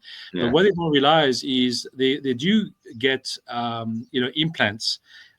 They do get modified to some extent, like the same way as I have. And when you are faced with that, it can enhance certain skills. Like we know Mm-hmm. about Dr. Lee, when he was doing implants removal, Yeah. some of these people decided to keep their implants because it was giving them additional Yeah. gifts that they didn't have before. Same thing happens with remote viewing. The way I can do remote viewing today is thanks to the abductions I went through the contacts I had, and all that to me is beneficial. So Yeah. I don't see a downside to it. The only downside is the lack of understanding from that experience. And that's why it's so important to go through it and then trying to make people at peace with their own experience. And that's what I'm trying to offer with that program. Yeah, I completely agree about the implants. I've been inoculated over 1,000 times with 1,000 different extraterrestrial DNAs to work on these extraterrestrials, to communicate with them, to just be in the same room with them, because of the energy that you have to have for that. And implants that are I have to tell everyone, there's biological implants and there's physical implants. that people have, just to straighten that out. A lot of people ask me about that. And biological implants are basically genetic DNA markers and RNA markers, and the others are actual physical things like Lear pulled out, like you said, Sebastian. Right. Yeah. So Michelle asked about if I screen people to know if they should take the program or not. I don't see why I should, when I know that I'm here to teach them how to use remote viewing in the proper way. So when you come in, it doesn't matter if you had a bit of experience with it or if you had none. It's not about screening. It's about trying to teach you the right way. And so that way you can learn the basics and then move from that. I don't think it's detrimental to have some experience for yourself, which brings up to the idea of you having an experience, so you can share it. And then from what I will be able to see from the discussions and so on, even on one-on-one, I will be able to tell you if this can be expanded or more protected. So if you feel like you had a certain experience and you should have it done in a different way, we can explore that by going back to that experience through remote viewing, because again, like we described, past, present, and future is on the same line. Therefore, you can go back to that experience the same way as you would do it under hypnosis. So that's the beauty of remote viewing, is you can explore the same scene multiple times over and over if you have to. Love it. There was another one here. I know David Carey said, is there an energy footprint left that can be traced back to you, or is it dissolved? Which energy? Yeah, I'm not sure what that means, David. Is there energy footprint left that can be traced back to you, or is it dissolved? He means like when we remote view and then we leave. Yeah. So yes, I get it. So our own energy, I think it's our own footprint that we leave behind. I do believe that if you are in a situation of interacting with other ET races, like I said, you become a beacon of light. So yes, they will be able to recognize your footprint, and they will be able to reconnect to you, which is what happened to me when I got attacked twice. After 1 week in a row, I had been attacked. They recognized my energy footprints and were able to reconnect to me, even if I was not doing remote viewing a week later. So yes, it is possible. It does not dissolve per se right away. In fact, I can still connect to those Draco-Reptilians energies today, even if I had it done many years ago. So no, it doesn't quite dissolve. But again, it's all about learning how to protect yourself so it doesn't happen again. I also believe in, Sebastian, I don't know if you're on this wavelength, but every time I do any type of remote viewing or any type of energetic work, I really believe that's also in a morphogenic field, or the Akashic record, I'll say, that's documented. Yes, and always. Always documented. So you have to, karmatically make those decisions when you do remote viewing, that it could be brought up at some point in time in your soul journey into the 4th, 5th, 6th, 7th, 8th dimension, when you escalate and ascend. Yes. At the same time, what I try to describe in the past is when you are involved in a remote viewing session, you do have an impact on reality. And therefore, you do change this current timeline, because I am involved in it. Again, is it really my doing that's changing the reality, or was it supposed to be happening regardless? So if, let's say, I decided to step back and not being involved in doing remote viewing, would something else happen to trigger exactly the same chain of response? The fact was, I was involved in a certain situation. I was asked to, but it means because I was supposed to. If I was not supposed to be seeing anything, then I would have not seen anything. And that's the reason why I think the reason why it's actually embedded into the Akashic Hall of Records is because that was supposed to be part of my destiny and what I was supposed to be doing. End of the story. If I was not supposed to be experiencing it, then none of this would happen. Right. I believe that 100%. Like, I'm exactly where I'm supposed to be at that point in time. Yes. So don't tell me I'm late, because I exactly arrived when I was supposed to. Exactly. Inside remote viewing joke. What do we have? Our low frequency. Yeah, go ahead. are low frequency individuals more likely susceptible to ET abductions, or is it the opposite? Yes, I think it's not so much the low frequency individuals. I think it's the unprepared people. I think if the people are not know or don't know how to protect themselves, again, they will be easier subjects to have abduct, even at night or during the day.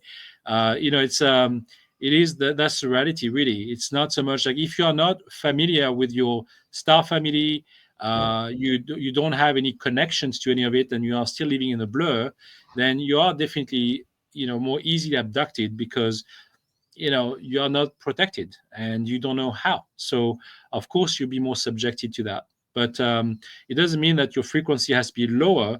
It's just blocked. That's all. That's the difference. Your energy could be very high.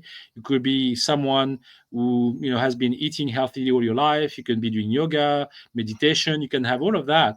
But if you don't have the recollection of your own experience, then you will not be able to protect yourself. So therefore, how do you expect to prevent an abduction if it happens, through your subconscious even? This is very, very specific. So no, I don't believe that you have to be specifically low frequency to be abducted.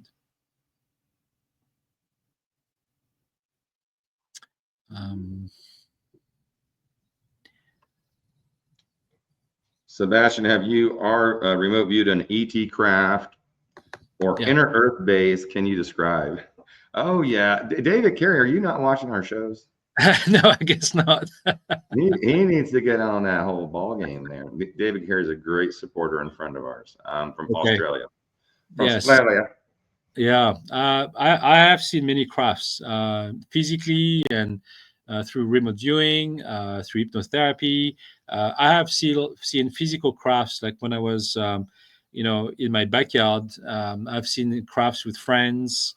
It's something that happens to us all the time. Like, if you basically follow the C5 protocol, you basically can summon crafts, through your consciousness. You can tell them or let them know that you are here and you want to communicate, and they would show up. It happens way more with abductees. People basically had an actual contact. Those interactions could occur pretty easily.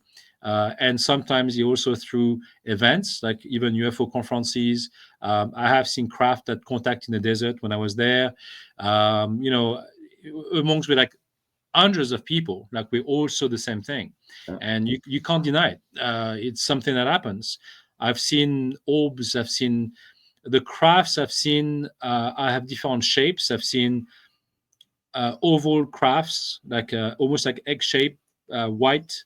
In physical appearance. I think David Graff even described one of those egg-shaped craft as well. But I've seen them in a much bigger format. They were much longer and bigger. And when you see those crafts, you also feel their energy, and almost like who those crafts belong to. So if I see a triangle-shaped craft, like I necessarily automatically know, well, those crafts, have an alien technology, but they belong to humans. If they have a craft that is completely alien, then I know that, for example, if there is AI technology inside the craft, I can feel all of that. It's not just a feeling; you just know it, and you have this direct connection with that ET race on board. So however the craft appears to you is also very subjective, because they can morph based on your perception. So it's very interesting. It's like using cloaking. They can have different ways of appearing to people. Like some people who have no experience look in the sky and will see a bunch of clouds, and in fact there are crafts that have been cloaking themselves to the human eye. But for those who are more acutely aware of those crafts, they would feel the energy, and they can see their patterns. They can see even how they look through the cloaking itself. So that's very interesting. And it's really cool that you mentioned that, Sébastien, because David Carey's next question, which I'm remote viewing, is he's been seeing, hundreds of these TR3Bs, triangular craft, in the outback of Australia all of a sudden, which I predicted a while ago. And I think it's great when we take students out, we do the same thing. They say, oh, look at that, what is that up there? I said, well, go into that. Is that, oh, that's a Boeing 747 with 138 people on it. Okay. Or is that a cloaked, alleged Boeing 747? This is going to mind F everyone, but this is the things for when you're doing this training with Sébastien out there and in the Outback, that this is how you perfect the perception of what's really there and what's really false. That's right. Yes, exactly that. It's like I spoke to a Buddhist monk, a Rinpoche from on Vancouver Island, who basically we had a meditation together, and he said to me, like, most people would be pointing at their finger towards the sky, and all they could see is what's at the end of their finger, but it doesn't mean that they necessarily understand what's truly in what's in the sky. So it's a very limited perception. So when you do remote viewing or even a C5 meditation techniques and so on, you can basically expand your consciousness and awareness to what is truly out there. And then the knowing part comes with it. So you automatically know without question that this is what is real, that, this is your new reality. When before, you're only subjected to whatever the media tells you, and that's your reality. When you go beyond that, then you can see way more further away from your finger or your fingertip. I love it. I love it. Absolutely. Go beyond your reality. This is not the only reality. There's so much out there waiting for all of you. Well, yes. Sébastien, it's getting towards the end of the hour here. Thank you so much for being on this beautiful webinar again. I just love having these interviews with you. And I want to thank also Commander Salamander. Thanks for doing all the management behind this, and Darla as well, my wife, and the other great teams that everyone that's on here. I recognize a lot of my team members on here. Thanks for supporting us and coming on. And we're going to have some more interviews coming up. Sébastien, I think I will get a couple more, Richard Doty and another person on board. That'll be an interesting conversation worth having. I agree. Anytime. If you know what I mean, wink, wink. Yes. Well, thank you very much for your time again. Thank you, Commander Salamander, for all your work. You've been working very hard behind the scene. So thank you so much. Yes, you have. He's fantastic. He's amazing. Yeah, my pleasure. I can't wait. Just you guys follow us on social channels, whether it's Sébastien Martin, check him out, and Emery, check out social channels, as well as the Cosmic Disclosure Alliance Facebook group, where we have nearly 2,500 people in a short window of time. We've only been doing it for a couple months. So join the conversation where we discuss disclosure and all things, as well as the Cosmic Television Network YouTube channel. Smash the like button, give us a comment, and subscribe to the channels. Keep raising the vibes. We appreciate you all, and love and light. And we'll see you next time. All right. Thank you so much. Thank you, guys. Thank you. Thank you, Sébastien. Much gratitude. Thank you. Thank you, Emery.